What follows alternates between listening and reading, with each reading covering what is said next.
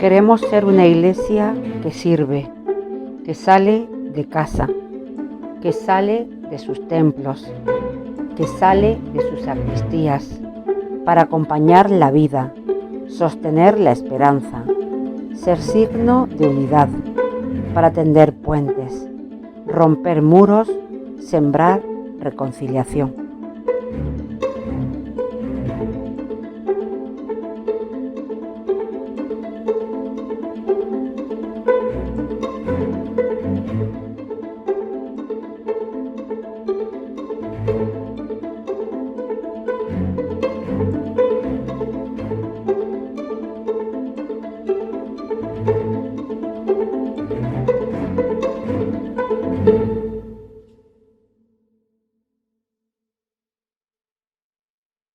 Micrófono.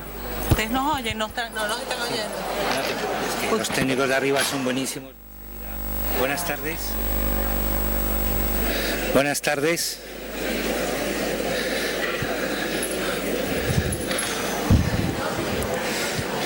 Michelle, si quieres vete atenuando un poco la luz para que podamos empezar.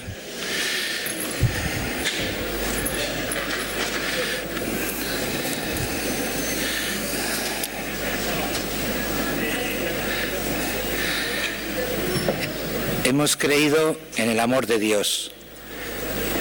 Hemos creído en el amor de Dios.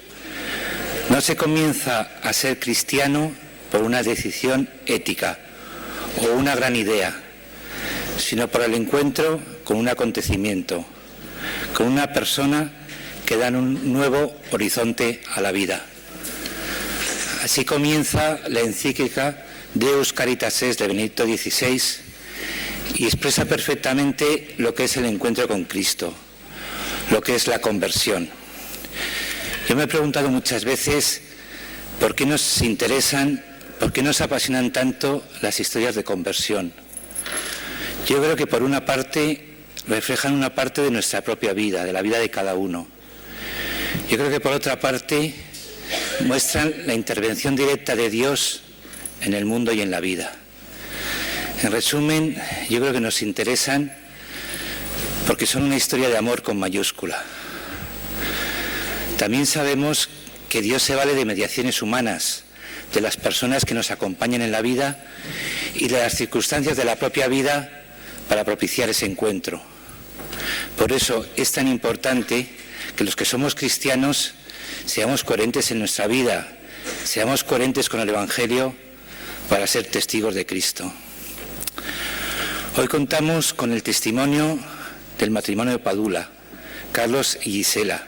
Como veis, por economía solo tenemos un cartel, aunque debiéramos tener uno que pusiera Carlos y otro Gisela, pero como hay que economizar, hemos recurrido a un único cartel. Ellos vienen de América, son venezolanos, viven en Nueva York, y tenemos que agradecerles que han cruzado el Atlántico solo para estar con nosotros.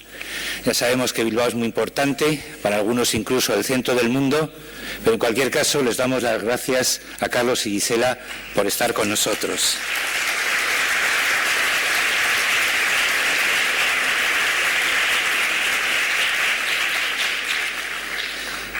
Yo creo que es importante destacar que precisamente el continente América que evangelizó España es el que hoy nos devuelve el testimonio de la fe.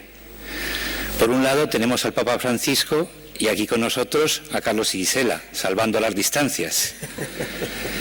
Y yo mismo en mi vida personal puedo deciros que tengo también el testimonio del Evangelio día a día por mi mujer, que también vino de América. Únicamente contaros que Gisela procede de una familia alemana, fundadores de la Iglesia Luterana en Venezuela. Carlos procede de una familia católica. Ellos se conocen en Caracas, se hacen novios y deciden contraer matrimonio muy jóvenes, creo que en torno a 20 o 20 y pocos años. A pesar de la oposición de sus familias y de la complicación del matrimonio ecuménico, ellos siguen con su idea y contraen matrimonio. La vida que sigue, las circunstancias que siguen la vida, especialmente en el caso de Gisela, es como una novela, pero una novela de las que emocionan.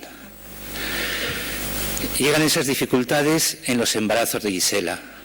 Gisela está a punto de perder su vida en el segundo embarazo y en el tercer embarazo la criatura casi nace muerta. No, muere. Muere, la criatura muere. Son estas circunstancias de la vida las que llevan a Gisela a iniciar una búsqueda. Partiendo de una fe muy débil, únicamente una fe por tradición familiar, inicia un camino, inicia una búsqueda que 6 años después le lleva a la fe católica, a ella y posteriormente a sus padres que se convierten. No os voy a contar nada más para que precisamente sean nuestros protagonistas, Carlos y Gisela, quienes nos lo cuenten.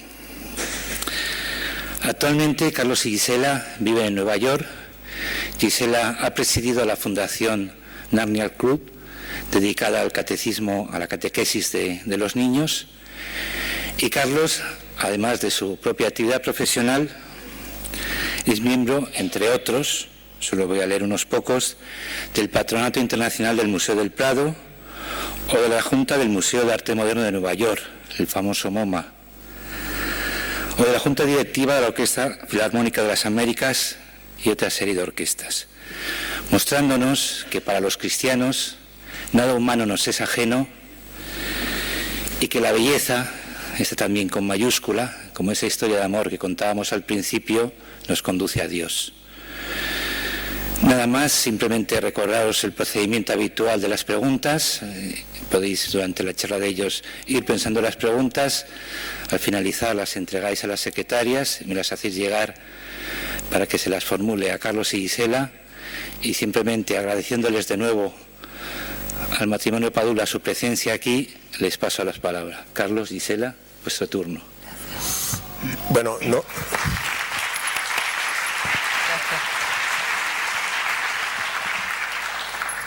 Como decimos en Latinoamérica, Álvaro les ha contado toda la película.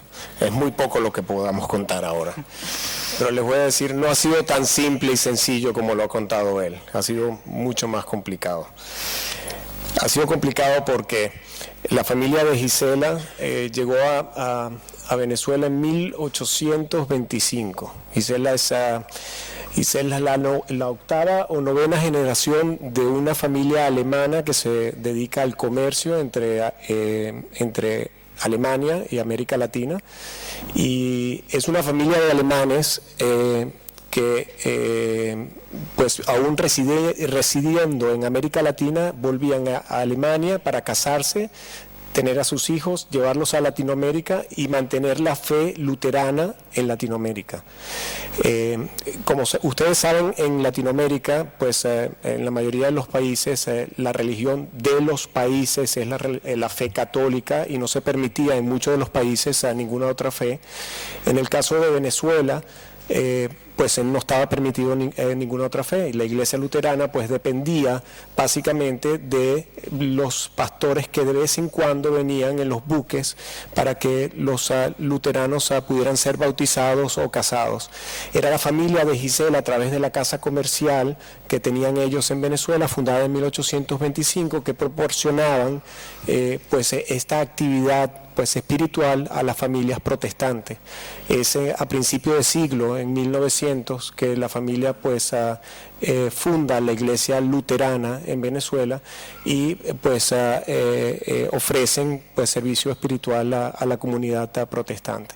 Como ustedes pueden entender, para una familia protestante, Gisela no tiene sangre latina por ningún lado, pues a los 16 años conoce a un venezolano católico, pues comenzamos a salir, y por supuesto nuestras familias estaban opuestas a que pues la relación siguiera. En pocos años pues decidimos casarnos y vamos a pedir un permiso al episcopado, un permiso de matrimonio ecuménico, y recién llegando al episcopado pues el monseñor que nos recibe con mucha alegría le comenta a Gisela que muchas familias pues en matrimonio ecuménico terminan convirtiéndose. Para la alemana, con la que me estaba casando yo, pues eso significó que la Iglesia Católica pues quería convertirla. De inmediato pues ella pues se negó a prometer cualquier tipo de compromiso que tuviese que ver con levantar los hijos bajo la fe católica. Por consiguiente no pudimos obtener el permiso de la Iglesia Católica para poder casarnos bajo matrimonio ecuménico.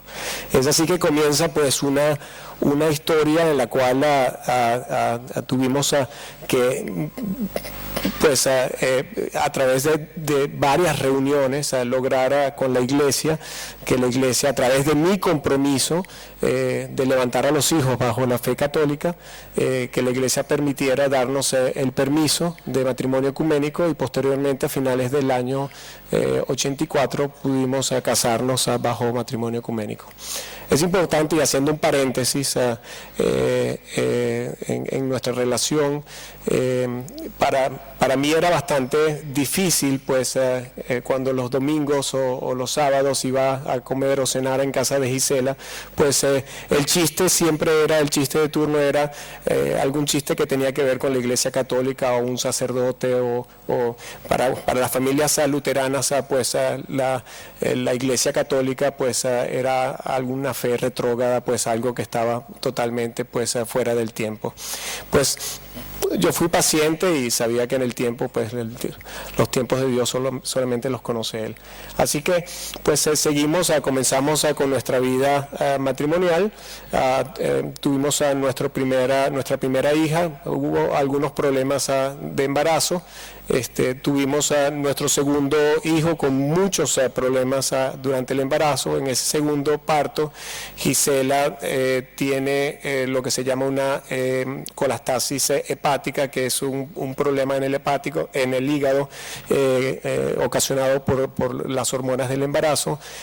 Prácticamente está 3 semanas en terapia intensiva, está a punto de perder la vida, y yo creo que es un momento crucial en donde ella se encuentra, que a pesar de ser luterana pues, y tener su fe cristiana, pues se encuentra en un vacío en su vida espiritual.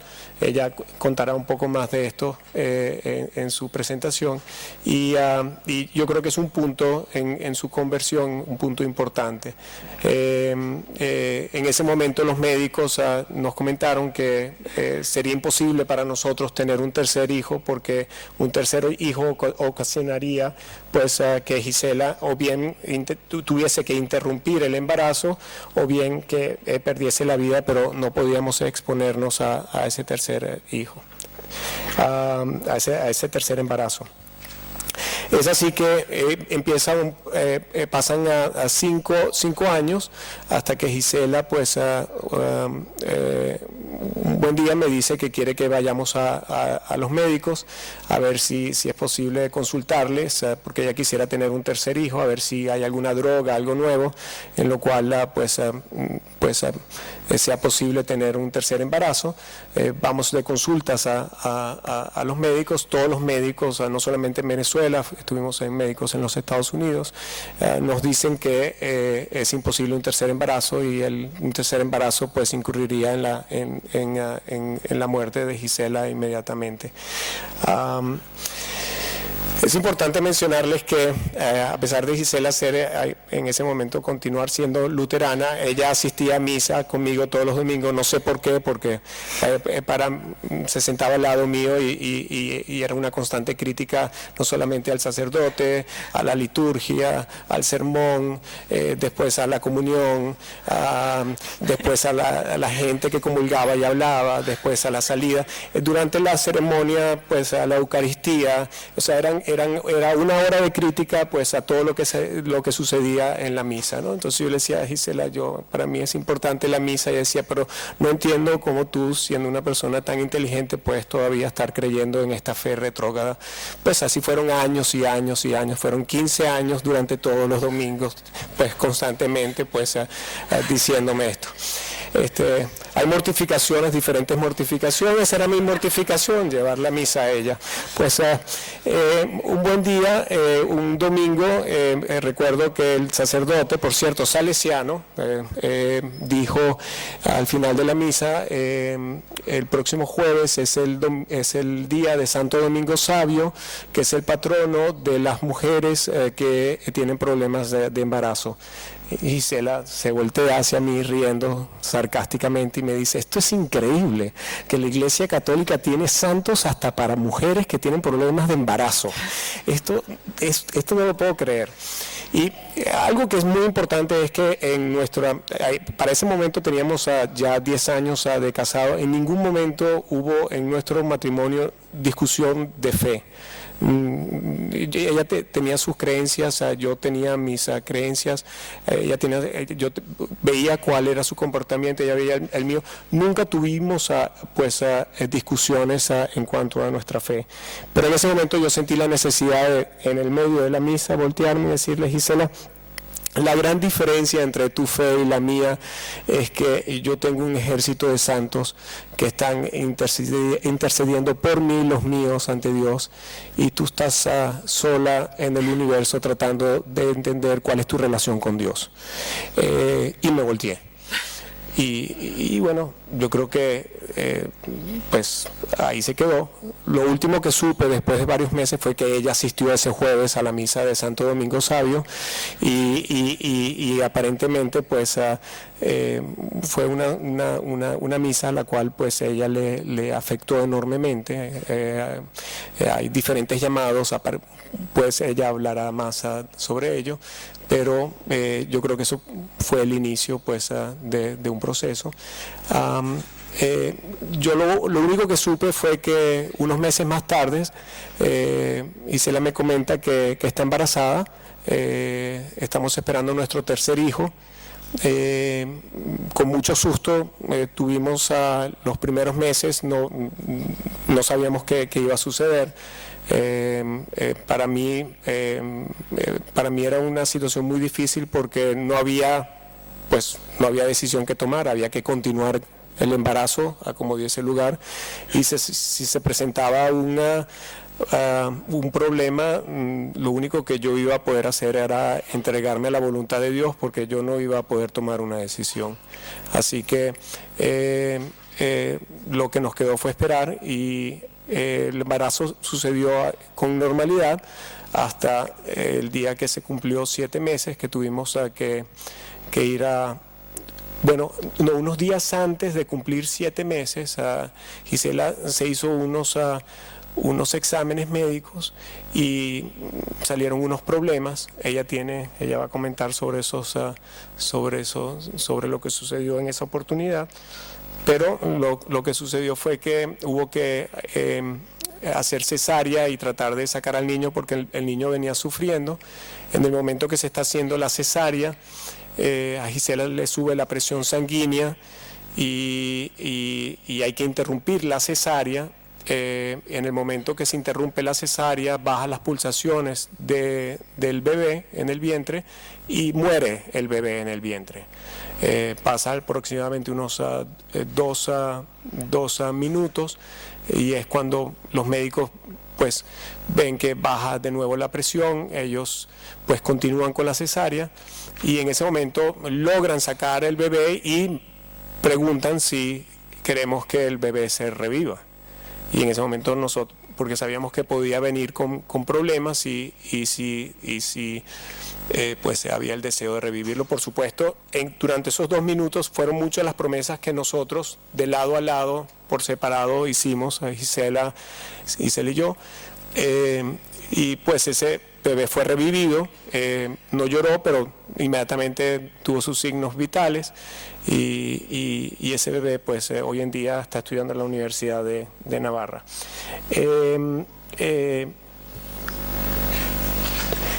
Lo que ha sido importante es que después del nacimiento de ese bebé, 3 meses más tarde, Gisela me dice que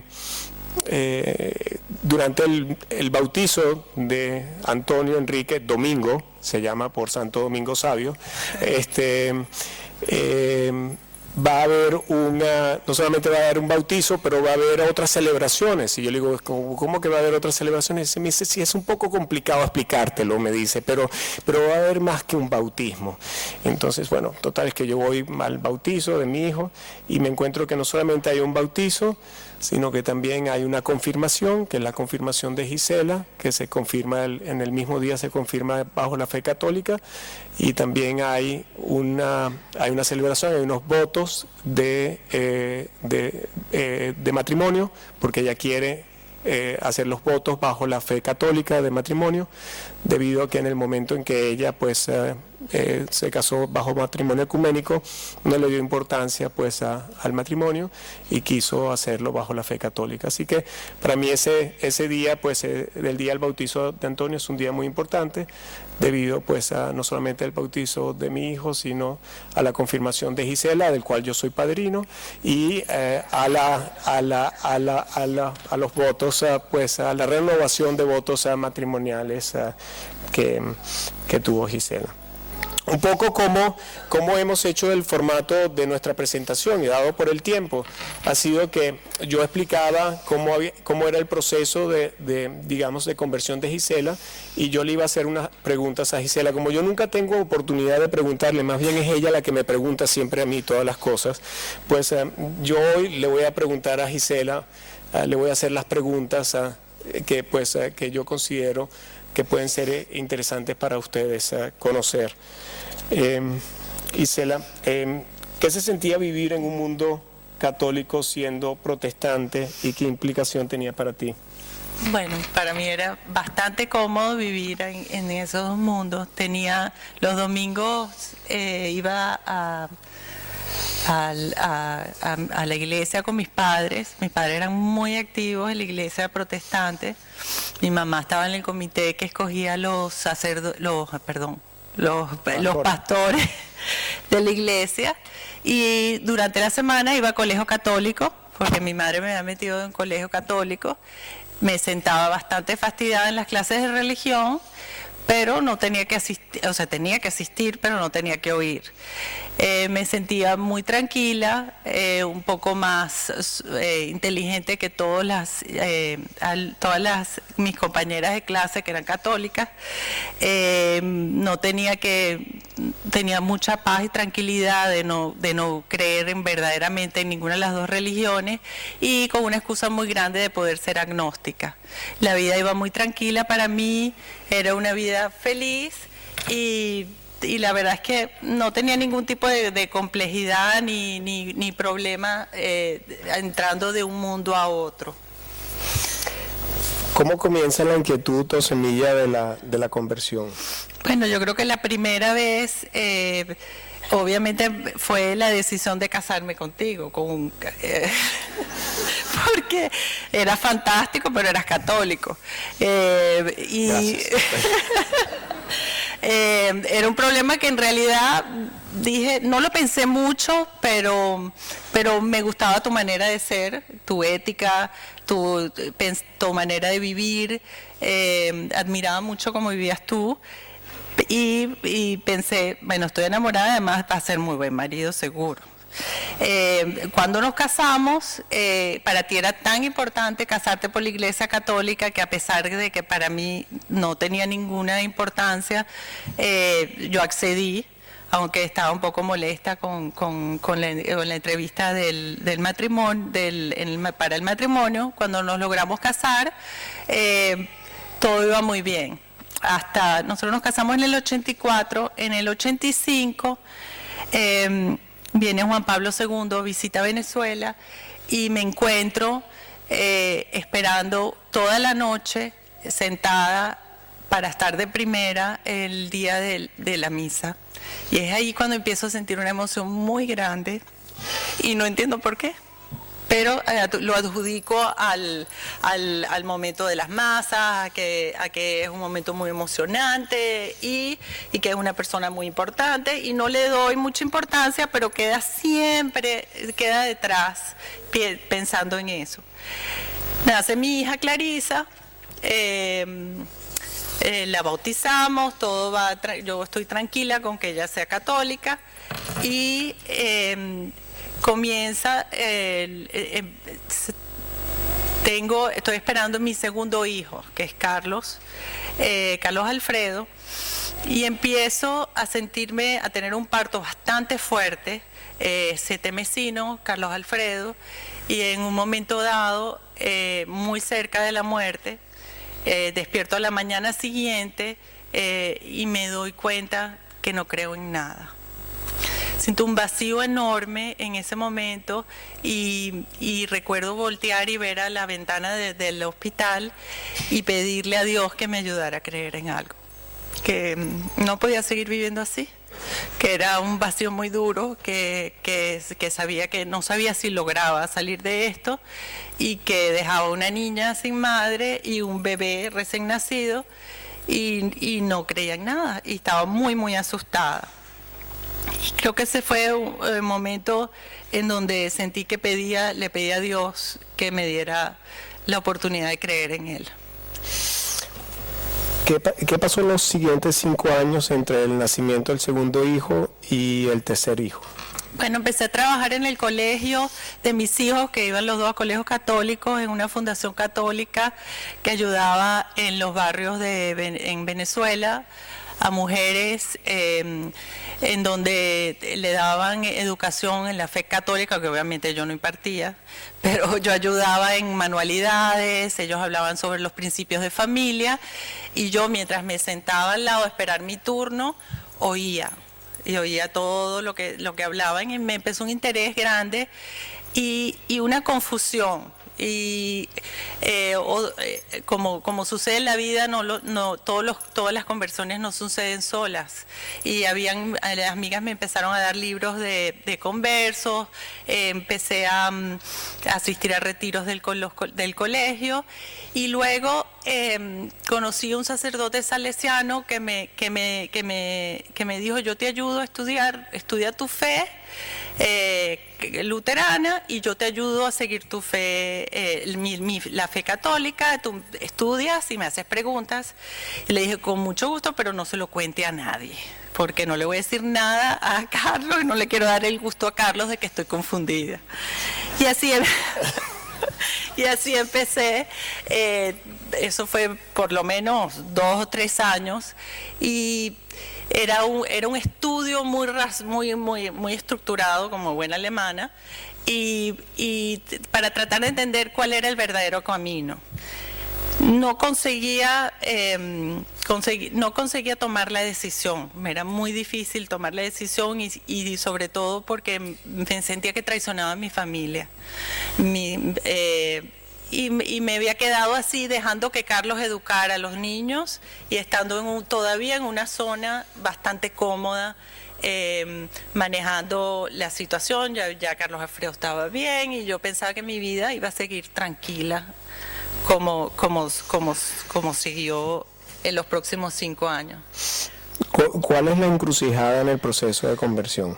Bueno, fue cuando estamos en misa, Carlos y yo, y hablan de Santo Domingo Sabio, y Carlos por primera vez en la vida me dice: tú estás sola, yo tengo todos los santos a quien puedo pedir, y tú crees que puedes controlar la vida sola.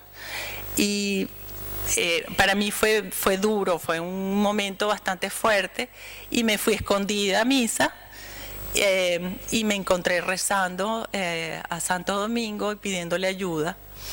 Salgo embarazada, muy asustada, y a los 6 meses voy al médico, en donde el médico empieza a sentir el corazón del bebé y me dice: estamos empezando los problemas. Yo creo que tengo que hacerte un eco, creo que vas a empezar a tener problemas de riñón como tuviste con el otro, y el hígado.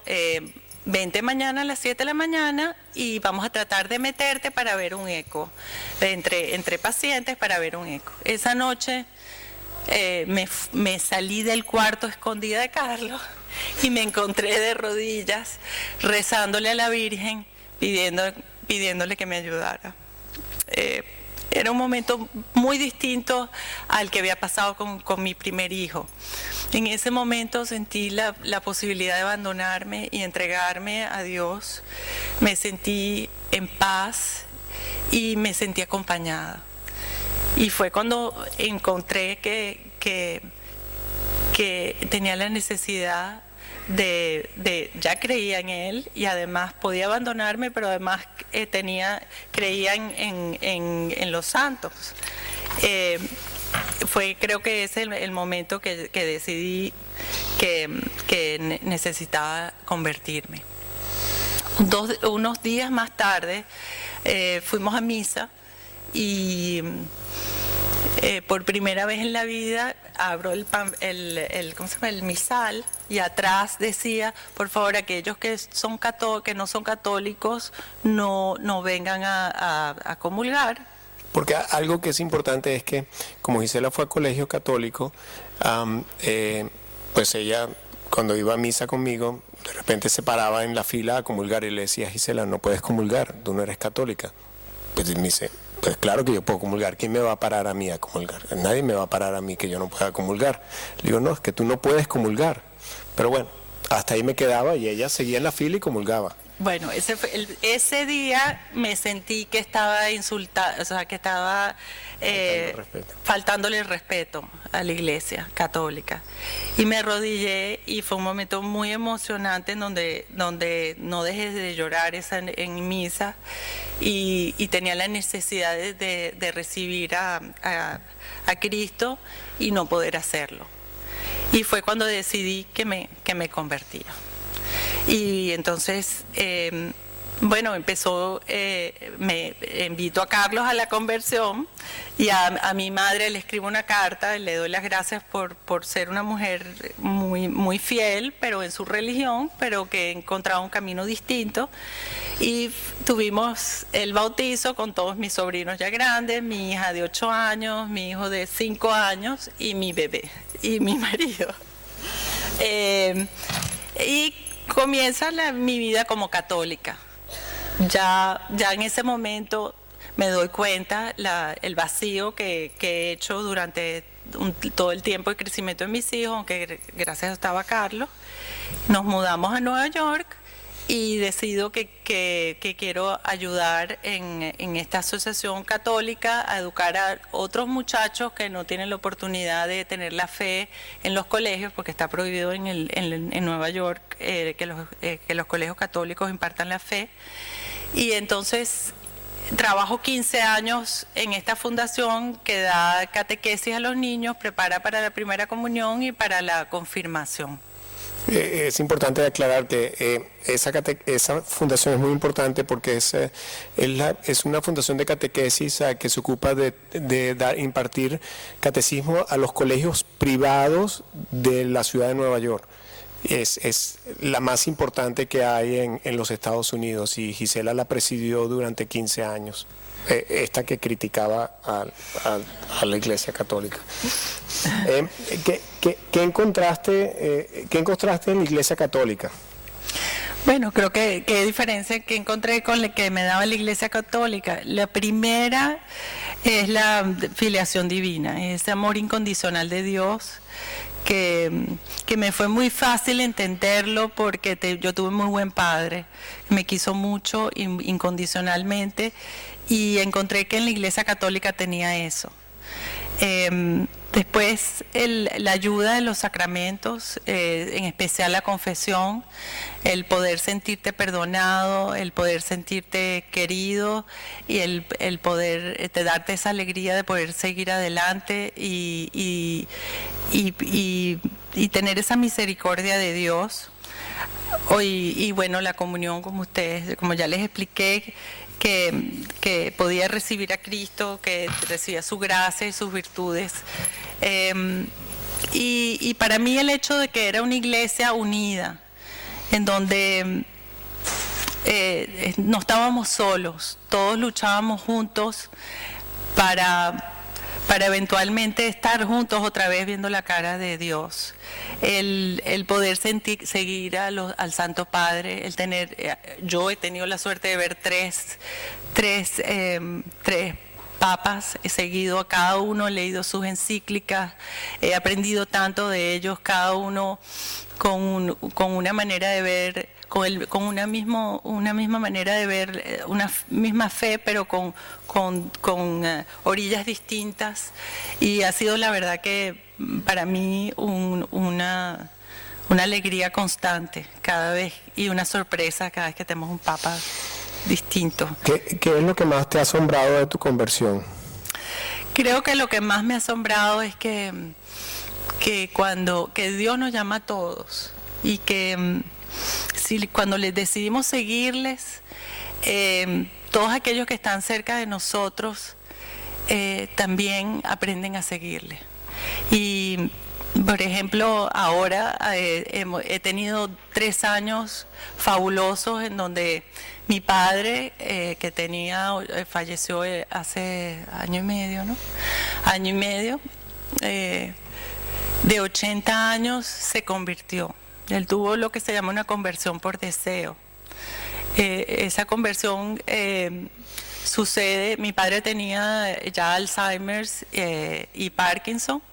Estaba muy enfermo y cuando estaba unos días de fallecer, mi madre nos llamó a Venezuela, estábamos todos ahí y ella, luterana, nos pide que por favor le demos la adopción de los enfermos. Y yo le explico, mamá, no puede, porque eso es un sacramento para los católicos y él no puede recibir la adopción de los enfermos. Le podemos dar una bendición. Ella llora muy emocionada y dice, ay, yo nunca le permití convertirse, él me lo dijo tanto y yo le dije que si estaba loco, que cómo iba a hacer eso, que ellos no podían convertirse y yo no se lo permití. Y entonces Carlos le explica que existe la conversión de deseos. Encontramos que él rezaba a la Virgen María porque él había ido a colegio católico también en Venezuela. Y cuando había empezado a perder la memoria, había anotado todas sus oraciones y estaban las oraciones a la Virgen María. Y se le hace la conversión por deseo y su primera misa católica es su funeral.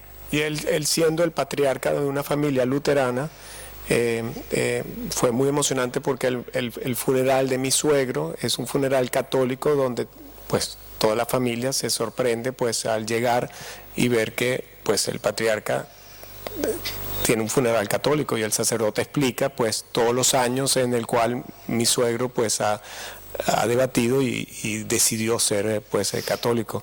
Mi suegro en los últimos 15 años nos acompañaba a nosotros a misa todos los domingos y no decía nada, pero sí en su libro de oraciones pues iba teniendo sus oraciones. ¿Y después la última? Bueno, y la última fue mi madre, a quien, aunque ella estaba muy feliz de haberlo convertido a él, ella no sentía ninguna, no le tocaba a ella convertirse. Y ella viene a visitarnos en Nueva York ya viuda. Ella había empezado a leer mucho de la fe católica porque le quitaban los libros a Carlos. Me los robaba. Se los robaba. Carlos además había ayudado a producir una película en donde se hablaba sobre el perdón y eso de ella le había traído mucha curiosidad. Y ella viene una noche, estamos ella se está quedando con nosotros y tiene un accidente a medianoche, se resbala y se cae hacia atrás, ella se le abre la cabeza, pero se queda sola por un tiempo, no sé, son como unos 10 minutos y lo único que ella ve es la imagen de la Virgen de la Universidad de Navarra, del Amor Hermoso. La ve mientras cae y... Que yo siempre, cada vez que llegaba y nos visitaba mi suegra, yo le ponía la imagen de la Virgen en su cuarto para que, a ver si la veía de vez en cuando. Pero bueno. Bueno, total es que después que llegamos del hospital, el doctor le dice, usted se ha salvado de milagro porque usted toma una medicina que coagula, descoagula la sangre, se dice así, descoagulante de la sangre, pues sufre el corazón. Ha sido un milagro que usted esté tan bien. Llegamos a la casa y mi madre me dice, Gisela, mañana en la mañana por favor llamas a Antonio. Antonio es mi hijo, el que está estudiando en la Universidad de Navarra, y me lo comunicas. sabía, a la mañana siguiente se lo comunico y le dice: Antonio, hazme el favor y le pones unas flores a la Virgen hoy en la mañana. Y a la Madre del Amor Hermoso, sí, en la ermita de la Unidad de Honor. Total es que ese día nos estamos regresando a Nueva York y le dice a Carlos: Carlos, casi me dejas aquí. Nosotros estábamos en la casa de la playa y tenemos, la familia tiene nos entierran ahí en el cementerio. Entonces mi suegra dice: casi, Carlos, casi que me dejas aquí enterrada en el cementerio. Y le digo: suegra, lamentablemente no la puedo enterrar aquí porque es un cementerio católico, le digo, así que la tendré que enterrar en otro sitio. Bueno. Entonces en la noche, cuando llegamos a casa, pues ella estábamos cenando y con lágrimas en los ojos me dice: es que yo no le puedo hacer esto a mis padres, yo no me puedo convertir, esto para mí es muy difícil. Y yo le dije: mire, suegra, esto no es nada original. Esto que usted esté llorando, que le puede hacer, eso le pasa a todos los protestantes que están siendo llamados y que quieren convertirse. Lo primero que sacan son los padres. Esto le pasa a todos. Esto es simplemente un proceso. Yo le voy a dar un libro, y le di un libro de un converso que habla sobre ello, sobre los padres y ese sentimiento de culpa que uno tiene al convertirse con los padres. Y bueno, y ahí comenzó un proceso de conversión en mi suegra, y se convirtió el año pasado, en diciembre. El 8 de diciembre, el Día de la Inmaculada, se convirtió, y hoy en día mi suegra no deja de leer un libro sobre la Virgen, no para. Ahora lleva a mi hermana a misa, que mi hermana es luterana.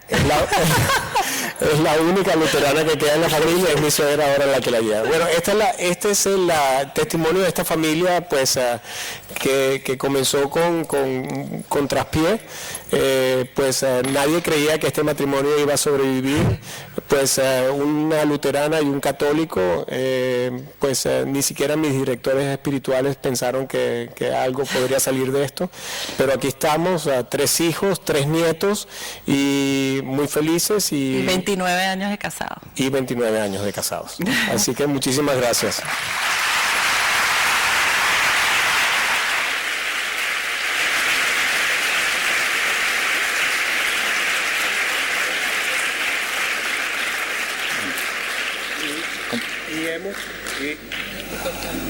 Y hemos terminado en 40 minutos.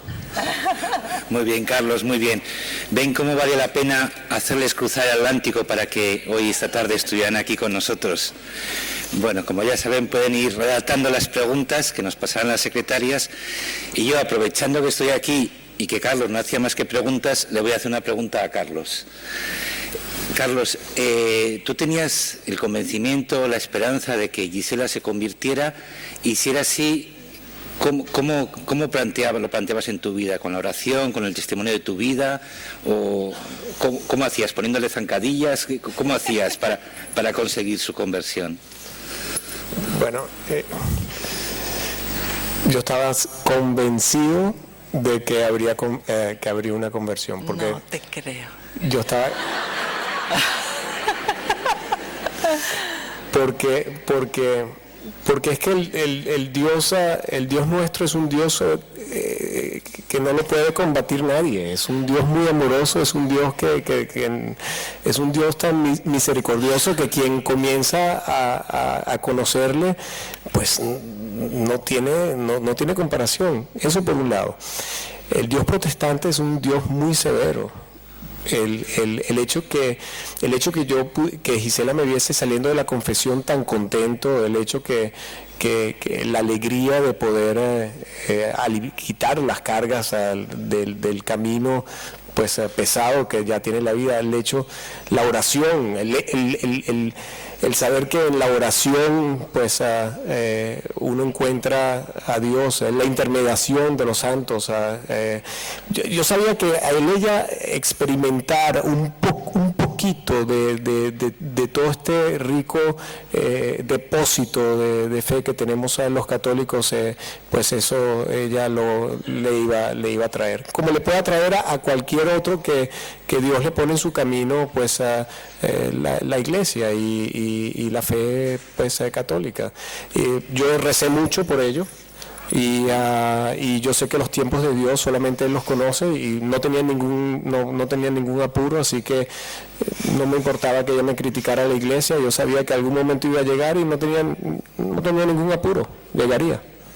Muy bien. Aquí tenemos más que una pregunta, es una reflexión también para ti, Carlos, que dice: gracias, Carlos, por el cariño, respeto y amor a la libertad con el que has hablado aquí. Dios se ha servido de ese amor a la libertad y el amor con mayúscula de verdad que tú pusiste en ella. Muy bien.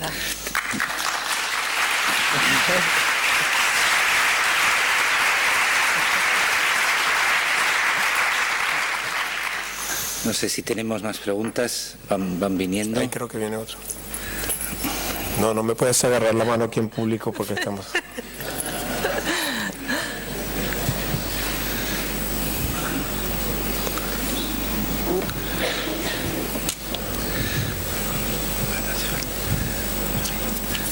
Entonces se hacen de rogar preguntas, qué emoción.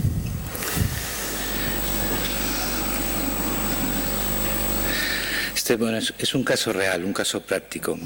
Vamos ahora a los temas prácticos. Dice lo siguiente: una amiga protestante quiere quedar conmigo para hablar de religión. ¿Qué hago para atraerla? ¿De qué le hablo? Yo creo. Gisela, tu turno. Yo la dejaría hablar a ella, la oiría y le contestara con frases muy cortas, pero que la dejen pensando. Y con tu ejemplo, no la dejaría sola, o sea, la acompañaría cada vez que pueda y que ella vaya observando tu ejemplo. Así es que empieza la curiosidad, porque es en nuestro ejemplo que cambiamos y que evangelizamos. Muchas gracias. Gisela, te voy a hacer yo otra pregunta. El ecumenismo. Vosotros habéis sido un matrimonio protestante, católico, luterana, católico. ¿Cómo ves tú, después de tu conversión a la fe católica, el ecumenismo, los pasos en el ecumenismo? Porque al final, bueno, tú te has visto entre dos polos. Cuéntanos un poquito cómo... Bueno, que si lo veo como algo positivo. Sí. Por supuesto que sí. No, yo creo que, como dice Carlos, cada uno tuvo su tiempo. Yo pasé 10 años de búsqueda y 10 años de buen ejemplo. Y 10 años con Carlos dándome un buen ejemplo. Si no nos hubiésemos casado bajo el matrimonio ecuménico, eso nunca hubiese sucedido. Sino...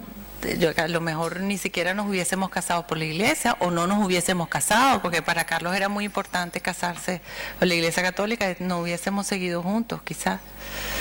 Entonces, ¿qué pienso? Que es lo que nos ayuda mucho a formar, o sea, en el caso nuestro no fue solo un matrimonio ecuménico, sino es toda la familia, y la familia después de la familia, es todos los niños a quien yo les he dado clases, todas las adolescentes que yo me dedicaba a dar clases sobre el aborto. O sea, es todo lo que yo he hecho desde 20 años de conversa ha venido gracias a un matrimonio ecuménico. Yo iría un poco más atrás, porque el ecumenismo, por ejemplo, en este caso, ha traído a la reflexión. Por ejemplo, yo he visto en la familia de Gisela a mis suegros volver a leer realmente a Lutero y entender el porqué de la reforma, y entender, y bajo una perspectiva ya ahora católica, bajo el ecumenismo, ellos entender que la Iglesia Católica es la casa, que mi suegra se siente que volvió a casa. Mi suegra no se siente que se convirtió o que pasó a otra fe. Ella se siente que fue como que ha sido parte durante unos cuantos años de un grupo o de una parte de una parte de la familia que estaba fuera de casa. Entonces el ecumenismo, yo creo que lo que trae es una reflexión a que somos a que hay una casa y que todos podemos volver a casa. Y yo creo que esa es la reflexión de que la casa está ahí y que la casa está con los brazos abiertos y que la casa proporciona los medios para que todos podamos volver a ella. Última pregunta para ti, Carlos. Tu papel en las fundaciones, patronatos, tanto de museos como de orquestas, ¿cómo lo ves? ¿Como un hobby, como algo relacionado con tu fe, con tu proyecto vital? Son todos unos abusadores, abusan todos de mí, de mi tiempo, de todos. No, bueno, a ver, yo diría que yo me gano la vida de una manera que sea mi trabajo y eso me da, pues yo diría que un 40% de satisfacción y a eso le dedico 70% de mi tiempo. El otro 30% pues se lo dedico a temas fundacionales y eso es realmente lo que me da la satisfacción en mi vida. Y yo creo que en los patronatos hay patronatos de patronatos, hay patronatos por ejemplo en todo lo que tiene que ver con arte, pues porque me llama la atención y porque a través de estas organizaciones yo trato de ver cómo puedo llevar estas organizaciones a niveles que tienen pocos recursos y que no tienen acceso a estas organizaciones. Pero es cómo utilizar, cómo de ser una persona afortunada y poder estar en estos patronatos, cómo poderlo llevar a sitios que lamentablemente no tienen acceso. Pero otra pregunta esta para los dos, que en cierto modo ya ha salido, pero la reiteran. ¿Qué es más importante para acercar a alguien a Dios, a alguien que no cree? ¿Hablarle de Él, dar ejemplo? Ejemplo y hablarle, las dos cosas. Pero yo creo que el ejemplo es más importante porque crea curiosidad. Sí. Crea curiosidad, dónde viene la fortaleza, dónde vienen las decisiones, las virtudes. Creo que da mucho ejemplo. O sea, nosotros vivimos en una ciudad bastante dura, donde nos ven en diferentes arenas. O sea, que está Carlos, por ejemplo, vamos a un cóctel, después vamos a misa, nos ven yendo a misa, nos ven con nuestros hijos. Yo creo que todo ese ejemplo va formando, el que está cerca de ti va viendo el por qué es lo que te mueve. Sí, yo creo que eso no solamente en la sociedad, sino también en casa, no solamente como padres, no todos los hijos, pues hay hijos que tienen su fe bien plantada y hijos que pues les cuesta más entenderla. Nosotros, por ejemplo, tenemos un hijo que es sumamente racional, yo digo que tiene el gen alemán, pero es un hijo que pues es como Santo Tomás. Yo creo que le está esperando pues tocar a Dios para sentir que está ahí. Y bueno, ese hijo nos ha costado que entre en la fe, pero tampoco es que le damos discurso todo el día, es con nuestro ejemplo. Hoy en día es padre y nos escribió una carta muy bonita a Gisela y a mí recientemente, porque nosotros hemos estado muy preocupados por él y hemos rezado mucho, pero nos escribe una carta muy bonita donde nos dice que ahora que él es padre se siente muy orgulloso de habernos tenido y darse cuenta pues que nosotros recibimos de ese Dios del cual él tiene ciertas aprensiones, pues recibimos ese amor y que ese amor se lo hemos transmitido a él y que esa incondicionalidad y ese cariño, etcétera, etcétera, y ahora que él es padre pues le ha cambiado mucho la vida porque ahora se da cuenta que él tiene que transmitir eso a su hijo y se siente que su vida es incompleta y se siente que algo falta en su vida que nosotros tuvimos que él no tiene y está en ese momento de búsqueda de Dios. Entonces, así como uno puede pues ayudar en la sociedad, también dentro de casa, nos puede pasar dentro de casa, no, los caminos difíciles están en todos lados. Se me olvidó decir otra cosa importante: cuando uno tiene a alguien cerca que piensa que quiere, o sea, que está en camino de conversión, es rezar por ellos. Y cuando, o sea, es un arma muy poderosa. Y cuando uno se encuentra en la situación de qué contestar, también pedir que lo que uno vaya a decir que tenga ayuda, que no es solo fortaleza de uno, sino uno pide ayuda a que sean las palabras adecuadas que a esa persona la muevan. Bueno. Como nos reiteran los papas, es tiempo de testigos. Sí. Pues muchísimas gracias, Carlos, Gisela. Bienvenidos a Bilbao y encantados del esfuerzo que habéis hecho por estar aquí con nosotros, y creo que merecen un fuerte aplauso.